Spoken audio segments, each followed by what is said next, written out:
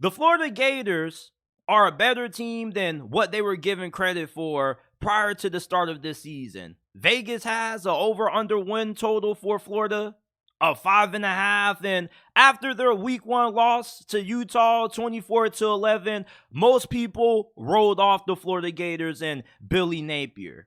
And then they pull off a shocking upset at home against the Tennessee Vols 29-16, and we got to talk about what we learned about Florida and their win over the Vols. Because first of all, this defense looks massively improved under Austin Armstrong. And I know it's really early into this season, and this defense has given up a couple of big plays. When you look at the secondary, they've given up a couple of big plays to Utah and Tennessee. But for the most part, this defense has been playing at a really good level compared to the level of play that they've been getting from this side of the ball for the last, 4 to 5 years. You had some really bad defensive coordinators to do. You had calling plays last year was awful, and Todd Grantham all those years under Dan Mullen. Yuck, let's not even get started on that. We might have to throw up if we talk anymore about Todd Grantham. But Austin Armstrong, he definitely has proven why he's one of the youngest defensive coordinators in all of Power 5. He had a really good game plan against that Tennessee offense. He held the Vols to 16 points. Do you not know how impressive that is? Like, Tennessee normally on any given day hangs 30 on you with ease. So the fact that Florida's offense neutralized one of the most explosive offenses in college football was really impressive. Their defensive line, not just do they have a lot of talent on this D-line, but they got a lot of depth. They can rotate multiple guys in on this defensive line, and they were getting a lot of pressure on Joe Milton. Even though it may not be reflected in the box score, I felt like Tennessee's offensive line really lost the battle in the trenches against Florida's defensive line.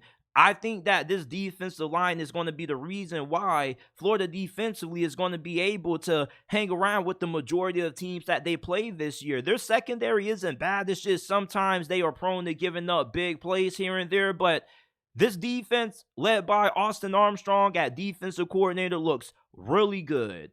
Now, Graham Mertz, we all laughed when it was announced that he was transferring from Wisconsin to Florida.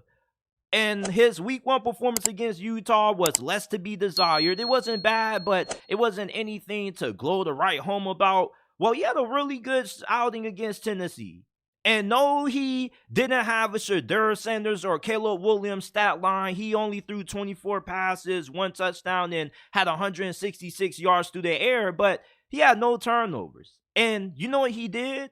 He got the job done. He managed the game. That's all Florida needs out of Graham Mertz this year. They don't need anything fantastic or special out of him. They just need him to take care of the football, manage the game, and make a couple of big throws on third down here and there, and that's what Graham Mertz did.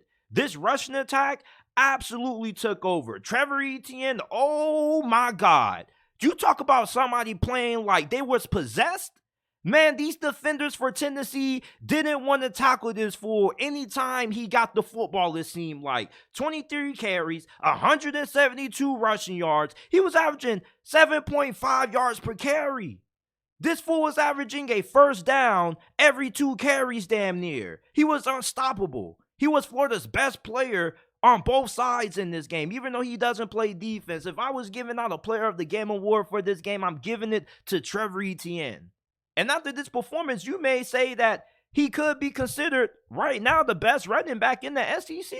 Who's had a better performance in the SEC so far at running back outside of what Trevor Etienne did? I can't think of anybody. Trevor Etienne, this dude is a freaking beast. Montrell Johnson, he didn't really do much in this game, but he's a beast also. And I really like the young receivers that Florida has. We saw a brief appearance from Caleb Douglas. You also have a freshman wideout in Eugene Wilson, Marcus Burke, who I really like a lot, even though we didn't see him get called in this game. There's a good amount of young talent at receiver for Florida. There's a narrative that Florida doesn't have talent at receiver. That's false. They have talent. They just have players who are unproven. You know, this offense I hate the fact that it's so conservative in a sense. It's not really super aggressive. They don't really push the ball downfield. But one thing that we definitely did learn, and the biggest overall takeaway from this game is that Florida knows who they are. This team knows what they are as a football team and what their identity is. And their identity is, we're not a team that's going to put 40 on you. We're a team that we want to play ball control offense. We want to take a lot of time off the clock, keep your defense on the field, and run the football at will and throw the football when we have to, and ask for Graham Mertz to make the necessary plays when need be. We don't need to rely on Graham Mertz to win us games because that's not a winning formula. The reason why Florida lost to Utah is because they had to rely on Graham Mertz to win that game for them because the run game was non-existent. The defensive line of Utah absolutely stomped Florida's run game. I mean, Florida couldn't get anything going on the ground.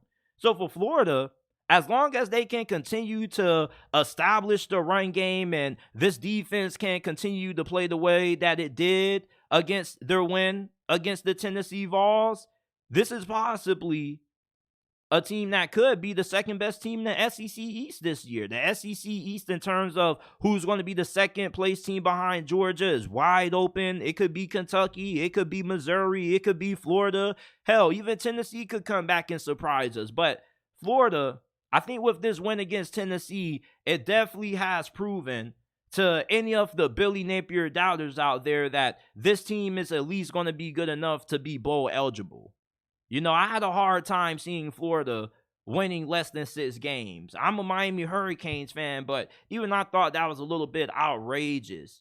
You know, Florida may not look impressive on paper, but Billy Napier is a solid coach. You know, he gets the most out of his quarterbacks. His quarterbacks are pretty methodical. The Anthony Richardson experiment didn't really go all that well, but Graham Mertz is no Anthony Richardson, and that's a good thing and a bad thing at times. You're not going to have somebody that's going to be able to make things happen when things break down and turn nothing into something. That's not who Graham Mertz is. But what you do get out of Graham Mertz is somebody who plays better in structure and somebody who's better in the short intermediate passing game and somebody who you can trust to manage the game. And that's what Graham Mertz did a really good job at against Tennessee. You don't need insanely good quarterback play to be able to win in the SEC as long as you can play complementary football. The teams that over-rely on their quarterbacks are one-dimensional. Look at North Carolina. I don't even know why North Carolina gets so much praise in the AP Top 25. It's just a Drake May or bust team. If Drake May doesn't have a good game, they lose. Colorado with Shedeur Sanders. I mean, there's Shedeur Sanders and everybody else. Florida isn't that kind of team. They don't need to overly rely on their quarterback to win their games because they can play complementary football and be better at every other phase of the game. So Florida, they beat Tennessee 29-16. Let me know your thoughts about what you learned, your takeaways from Florida's win over the Vols in the comment section.